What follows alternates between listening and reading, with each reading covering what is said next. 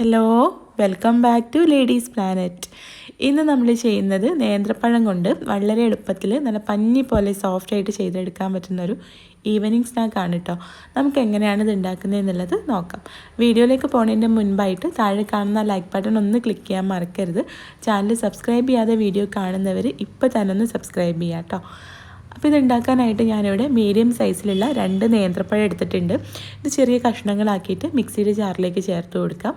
Just ഒന്ന് cut ചെയ്തിട്ട് കൊടുത്താൽ മതി കേട്ടോ, ഒന്ന് മുറിച്ചിട്ട് കൊടുത്താൽ മതി.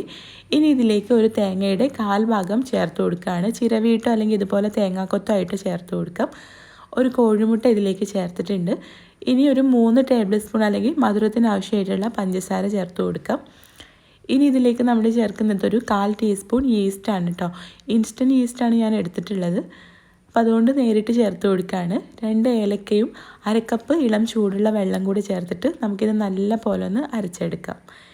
ഇനി ഇതിലേക്ക് ആവശ്യത്തിനുള്ള ഗോതമ്പ് പൊടി ചേർത്തിട്ട് നമുക്കിതൊന്ന് മിക്സ് ചെയ്ത് കൊടുക്കണം. നമുക്കിത് കൈകൊണ്ട് പക്കവടയൊക്കെ ഉണ്ടാക്കുന്ന രീതിയിൽ കൈകൊണ്ട് നുള്ളി എണ്ണയിലേക്ക് ഇട്ട് കൊടുക്കാനുള്ള ഒരു പാകത്തിനാക്കി എടുക്കണം കേട്ടോ.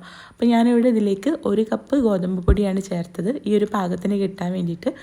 മധുരം ബാലൻസ് ചെയ്യാൻ ഒരു നുള്ളി ഉപ്പും കൂടെ ചേർത്തിട്ട് ഒരു അരമണിക്കൂർ നേരം ഇതൊന്ന് റെസ്റ്റ് ചെയ്യാൻ വെക്കാം, ഈസ്റ്റൊക്കെ ഒന്ന് ആക്റ്റീവായിട്ട് വരാൻ വേണ്ടിയിട്ട്. അതിനുശേഷം നമുക്ക് നല്ല ചൂടുള്ള എണ്ണയിൽ ഇത് നുള്ളിയിട്ടിട്ട് ഫ്രൈ ചെയ്തെടുക്കാം. എണ്ണ നല്ല ചൂടാക്കിയിട്ട് മീഡിയം ഫ്ലെയിമിലേക്ക് വെച്ചിട്ട് ഇതിലേക്ക് മാവ് ഇതുപോലെ നുള്ളി ഇട്ട് കൊടുക്കാം.